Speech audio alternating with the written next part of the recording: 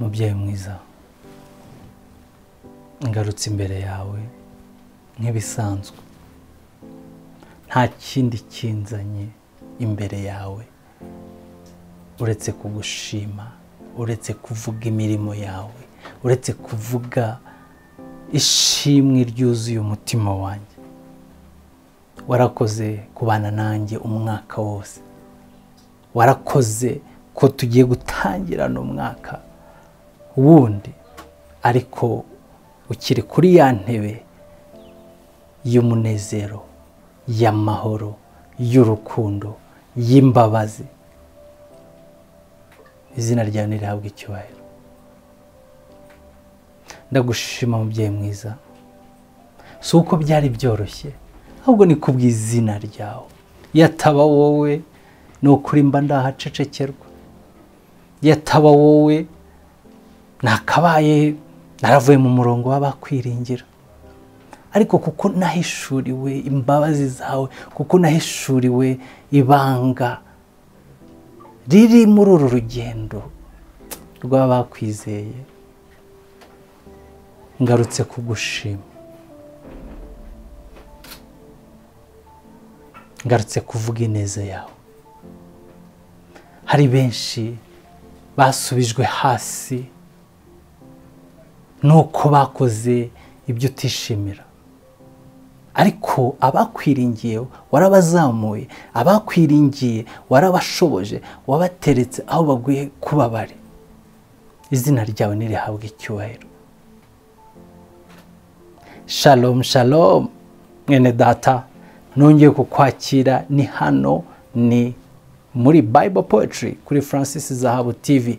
Nta kindi kinzanye uyu munsi uretse kukubwira ngo ufatanyije nanjye twabasha gusubiza amaso inyuma, tukabasha gushima Imana kubyo yadukoreye, tukabasha gushima Imana yuko igikomeje kubikora, tukabasha kwatuza akanwa kacu ubwiru twahishuriwe ino Mana, igibasha kureba mu mitima ikareba uburyo ki uyinezererwa, uburyo ki uyumva, ikazana ikabishyigikira.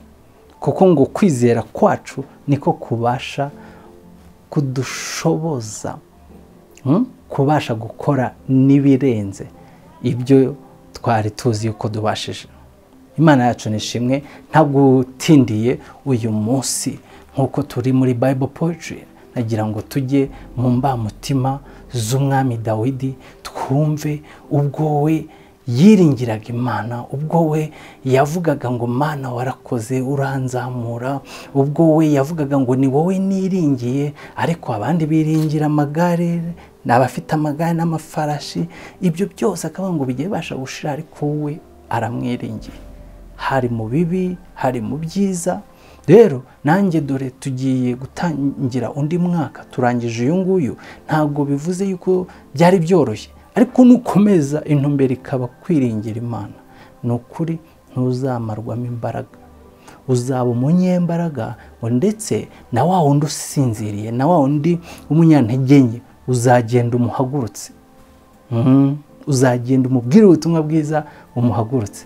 Maze umwaka wa 2024 uwita izina ryawe, wa munyembaraga we, uwita izina ryawe bijyanye no kuwumva, ngo kandi icyo uzajya uvuga cyose, ikizaba kigambiriwe mu mutima wawe wose kizasohora, kuko iyi Mana igibasha kureba abagambirira ibyiza ikabashyigikira.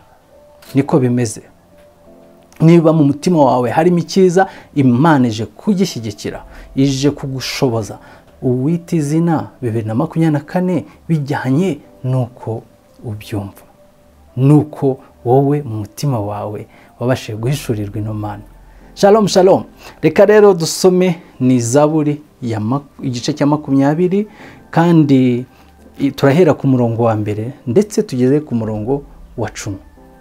Imana n'umwuka wayo ndetse n'isezerano yuko umwana wayo ko atazaduhana, abari byo dusomeramo bino byanditswe byera, tubashe guhishurirwa cyane, ubitunge kuri bwa buzima bwawe bwa buri munsi, maze ube umunyembaraga, maze ubeho ubuzima bufite intego. Shalom shalom. Haleluya. Reka rero dusome aho turasoma igice cya 20 duhere ku murongo wa mbere. Zaburi iyi yahimbiwe umutware w'abaririmbyi ni ya Dawidi. Umurongo wa 2.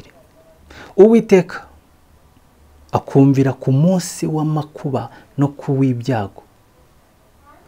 Izina ry'Imana ya Yakobo ngo rigushyire hejuru, ikoherereze gutabarwa kuva aheraho urusengero, iguha imbaraga ziva i Siyoni, yibuke amaturo yawe yose, yemere igitambo cyawe cyokeje, iguhe icyo umutima wawe ushaka, isohoze inama zawe zose.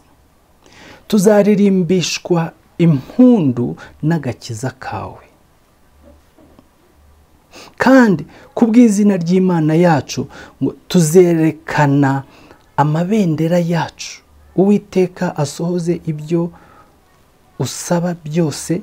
None menye yuko Uwiteka akiza uwo yasize, azamusubiza ari mu ijuru rye ryera, azamushubirisha imbaraga zikiza z'ukuboko kwe kw'iburyo.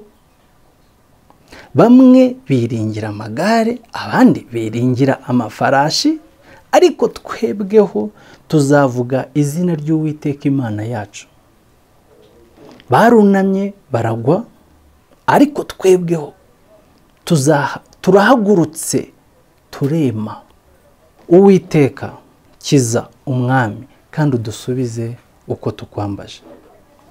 Shalom shalom.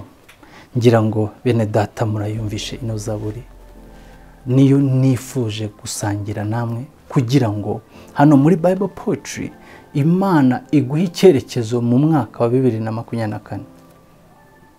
Nitubasha kuyiringira, nitubasha gutegura imitima yacu, tukabasha kugambirira neza mu mitima yacu uko tuzambaza Imana, kubw'izina rye izabisohoza, izatugeza kuri cya cyiciro twifuza kuba turiho. Kandi nitubasha kuyiringira, ntizatuma tuva mu murongo w'icyo yaturemeye. Tuzakora ibijyanye n'impano zacu hano ku isi tubirimo neza. Izatuma tutiringira iby'abana b'abantu bavuga. Abantu benshi bakunze kuva mu mugambi w'Imana kubera ko barebye kanaka bamuvuze ibi, ese buriya nibye, ese buriya hari yari agakwiye kuba hari. Kubera iki uzagwa ugasinzira? Nuko utajya ubasha kumenya icyo umuremyi wawe agushakaho. Ariko ndakwifuriza ngo muri uyu mwaka wa 2024 bibaye byiza, yaba utarakira Yesu Kristo umwami n'umukiza, umwakire, ubundi aguhe icyerekezo gishya, ubundi agubwire ibyo akwifuzaho, akubwire n'ibyo yakuremeye, akubwire ibyo yifuza gukora mu gihe nk'iki. Utazagera ku myaka 80 utaramenya impamvu cyo waremye, ugasanga imyaka yawe yose yabaye impfabusa. Imana yacu nishimwe. Ntabwo ushobora kumenya icyuma icyo kizakora utabajije uwagicuze mu ruganda. Shalom shalom. Uhishurirwe. Ni hano kuri Francis ZAHABU TV. Iyi ni Bible Poetry. Ndakwinginze ngo abumwe wenyine ahishurirwe ukuri, maze akurikiza icyo kuri gushaka. Umwami wacu yataye 99, aza gushaka imwe yonyine yazimiye, maze usangize mwene so. Wifuza yuko ukuri kwamugeraho, wifuza yuko yagira intumbero, yakora ibyo Imana ishaka. Shalom shalom.